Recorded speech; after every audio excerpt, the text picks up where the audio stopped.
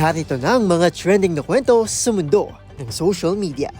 Viral hiker nagulat sa putukan habang tumatakbo pababa ng bundok. Pagpuna ng isang evangelist sa pagsaway na mag-preach sa loob ng tren, umani ng reaksyon. Panukalang pagbabawal sa mga meta app at iba pang gaming platforms na mapanganib sa mga kabataan. Suportado ni Pangulong Bongbong Marcos. Chinese animated film naging box office hit sa kabila ng kakaibang animation, magulong kwento.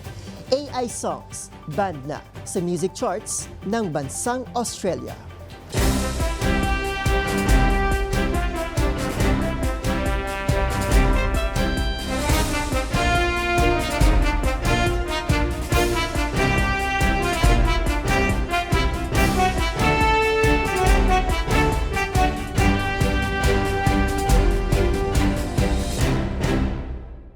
Iba't ibang mga nagva-viral na kwento na naman ang ating pag-uusapan.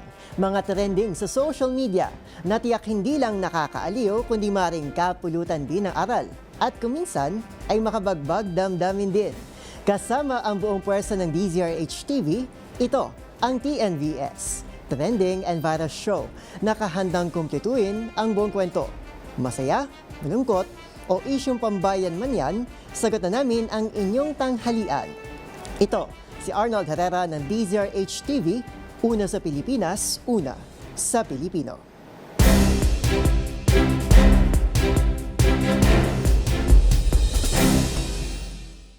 Para sa ating unang istorya sa tanghaling ito, umani ng atensyon online ang isang hiking video matapos mapagkamalang nasasangkot sa isang engkwentro ang grupo habang tumatakbo pababa ng bundok.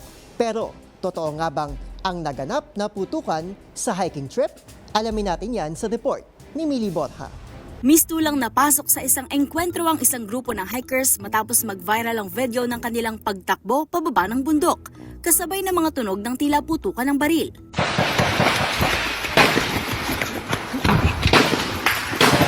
Point of view, natuloy na yung hiking nyo. Kaso, mali yung site. Ito ang caption ng netizen na may username na Lumbayag sa Facebook reel na mabilis na kumalat online. Sa naturang kuha, makikitang mabilis na bumababa ang hiker kasama ang ilan niyang mga kaibigan habang maririnig sa background ang sunod-sunod na tunog ng tila mga putok ng baril. Sa halip na matakot, nakangiti pa ang hiker habang patuloy na tumatakbo pababa, dahilan para lalo itong maging nakakatawa para sa mga nakapanood. Ngunit paglilinaw, dahil walang totoong engkwentro na naganap sa kanilang hiking trip. Ayon sa hiker, sound effects lamang ang mga putok na maririnig sa video at ginawa ito bilang bahagi ng kanilang trip at pagpapatawa. Hindi na rin niya tinukoy ang eksaktong pangalan at lokasyon ng bundok na kanilang inakyat upang maiwasang magkaroon ng negatibong impresyon sa lugar dahil sa viral na video. Ayon pa sa hiker, napagtripan lamang nilang magkakaibigan na tumakbo pababa ng bundok. Kalaunan, ang simpleng kuha ng kanilang hiking trip ay naging viral matapos lagyan ng sound effects at samahan ng caption na nagbigay ng impresyong tila maling lugar ang kanilang napuntahan. Umani naman ito ng reaksyon mula sa mga netizen na natuwa sa kaibang atake ng grupo sa kanilang hiking experience. Para sa DZRH-TV, ito si Mili Borja, una sa Pilipinas, una sa Pilipino.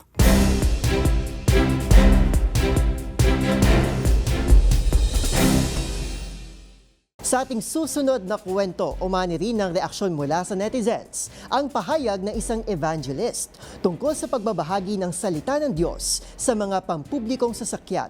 Nag-ugat ito ng pagbawalan umano siyang magbahagi ng salita ng Diyos sa LRT Line 1, bagay na naging espasyo ng diskusyon kung hanggang saan nga ba ang hangganan ng pagbabahagi ng pananampalataya. Ang reaksyon ng mga netizen, panoorin sa report ni Dustin Bayo. Iba't iba ang naging reaksyon ng mga netizen tungkol sa pahayag ng isang evangelist tungkol sa pagbabahagi ng salita ng Diyos sa mga pampublikong transportasyon. Sa isang post ni Ronaldin de la Fuente, inuwento niya na hindi siya payagan ng security guard ng LRT Light 1 na mag-preach dahil ito ay pinagbabawal.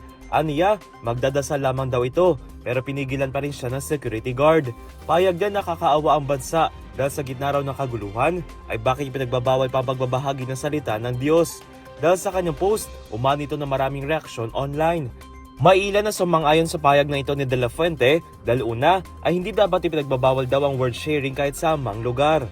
Kung meron mang sumang-ayon kay De La Fuente, ay meron din sumang-ayon sa ginawa ng security guard.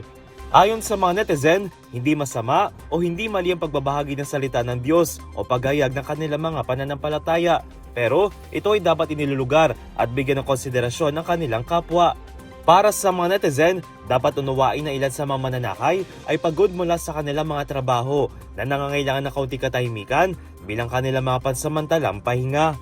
Samantala matatanda noong Marso ay napuno rin ng kritisismo mula sa netizens ang isang babae na nagbahagi ng salita ng Diyos sa loob mismo ng isang eroplano dahil nakabalo umano ito sa mga pasahero na nais magpahinga habang nasa kanilang mga biyahe.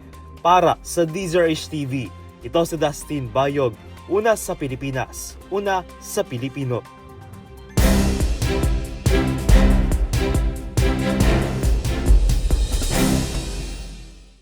Samantala sa iba pang balita, mula naman sa United Kingdom, Indonesia, Malaysia at France, balak na rin ipatupad sa bansa ang panukalang pagban ng social media at ilang gaming platforms na mapanganib umano sa mga menor de edad.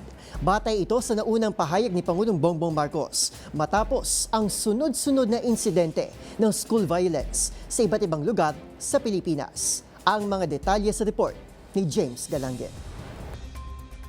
Muling nagpahayag ng suporta si Pangulong Bongbong Marcos sa panukalang batas na ipagbawal ang paggamit ng social media at gaming platforms na mapanganib sa mga menor de edad. Bunga naman kasi ito ngayon ng rekomendasyon ng Cybercrime and Investigation Coordinating Center o CICC dahil sa mga insidente ng school gun violence sa iba't ibang parte ng Pilipinas. Ito ay gaya na lamang ng nakarasang naganap sa Zamboanga at Tacloban City. Kabilang pa rito mga naiulat na insidente ng cyberbullying at pagkalat ng mga maling impormasyon online. Noong Hulyo, sinabi ni Palace Press Officer Attorney Claire Castro na nakahanda ang Pangulo na suportahan ang naturang panukala kung mapapatunay na nakakapekto umano sa mental health ng mga kabataan. At ngayon, pahayag naman ng tagapagsalita na dapat pag-aralan ng naturang panukala at nakahandaan niyang Pangulo na tanggalin ang mga ito kung kinakailangan. Samantala, para naman sa pinakahuling detalye ukol sa gumugulo na investigasyon hingil sa gun violence incident sa Ateneo de Zamboanga University, ayon kay Department of Interior and Local Government Secretary John Vic Remulla, napag-alaman ng suspect ay may online search history ng mga website na muli naglalaman ng hate speech, pwede na impluwensya ng deep dark web. Ito ay sinasabi isang hidden section ng internet na hindi nakikita sa pangkaraniwang web at nilalaman ng di umano'y illegal operations at mga hindi pangkaraniwang bagay. Para sa DZRH TV, ito si James Galangue, una sa Pilipinas, una sa Pilipino.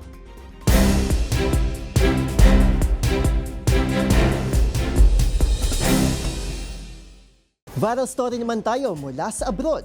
Matapos maging usap-usapan sa social media, certified box office hit na ang isang Chinese animated film na ito. Hindi dahil sa ito ay maganda, pero dahil daw sa ito ay lubhang napakapangit.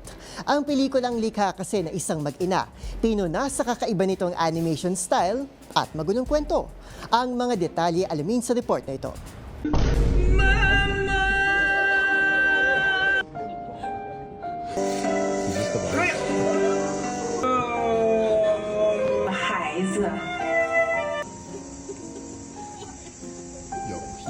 Magulo na nga ang kwento.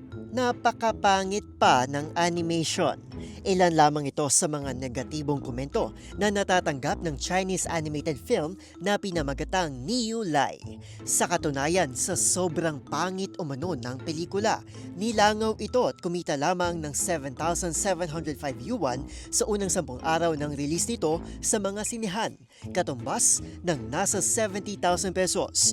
Pero ito pa mismong dahilan kung bakit ito nag-viral sa social media at kalaunay tumabo na ng higit 45 million yuan o katumbas ng nasa higit 412 million pesos batay sa pinakuling available na datos noong sinusulat ang report na ito. Sa mga numerong ito, masasabing may binatbat na ito sa mga kilalang Hollywood blockbusters gaya ng The Odyssey at Spider-Man Brand New Day. Tampok dito ang kwento ng isang baka na nananaginip ng kanyang paglalakbay at mga dinaanang pagsubok para maging isang warrior. Ang low-budget film, 5 taon pa lang pinaghirapan ng mag-inang Sun Lifang at Xin Yumeng gamit lamang ang second-hand equipment. Ayon sa mga netizen, patunay umano ang pangit na animation na handcrafted at pinagsumikapan talaga ang pelikula, lalo na sa panahon ngayon kung saan talamak ang paggamit ng artificial intelligence. At para sa budget na tinatayang nasa $200 lamang umano, isa na ito ngayon sa mga pinaka-successful na pelikula sa kasaysayan kung return of investment ang pag-uusapan. Para sa DZRH TV, ito si Arnold Herrera. Una sa Pilipinas, una sa Pilipino.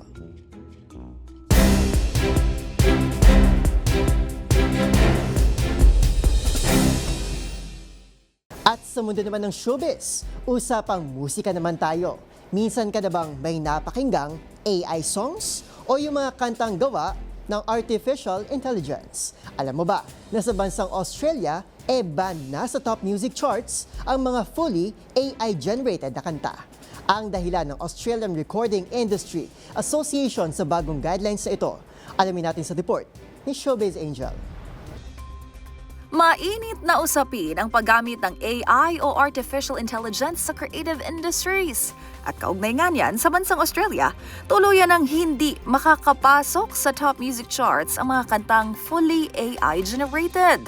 Ayon sa Australian Recording Industry Association, lahat ng kanta ay kinakailangang substantially human-made.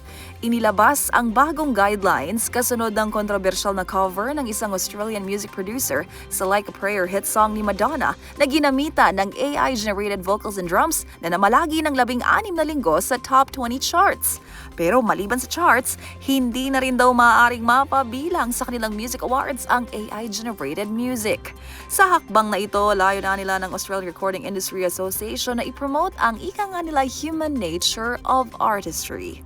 Kung matatandaan, noong nakaraang taon, naging laman din ng mga balita ang pagkadismaya ng ilang OPM artist at fans matapos makapasok ang isang AI artist sa music charts. Para sa DZRH TV, ito ang Showbiz Angel, una sa Pilipinas, una sa Pilipino.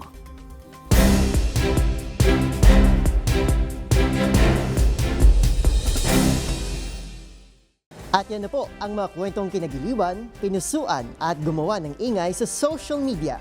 Kung meron di kayo makatulad na istorya, ay i-share nyo na yan sa ating comment section. O di naman kaya ay itag nyo kami sa TikTok at DZRH News. Maraming salamat po sa inyong patuloy na pagtangkilik sa ating programa. Magkita-kita tayo muli bukas para muling himayin, tuklasin at buuin ang mga detalye. Pero kapag nakita mo ang viral video na may nag-share, ikaw na mismo ang magdaragdag ng mga impormasyong nalaman mo sa TMVS, Trending and Viral Show. Muli ito po si Arnold Herrera ng DZRH TV, una sa Pilipinas, una sa Pilipino.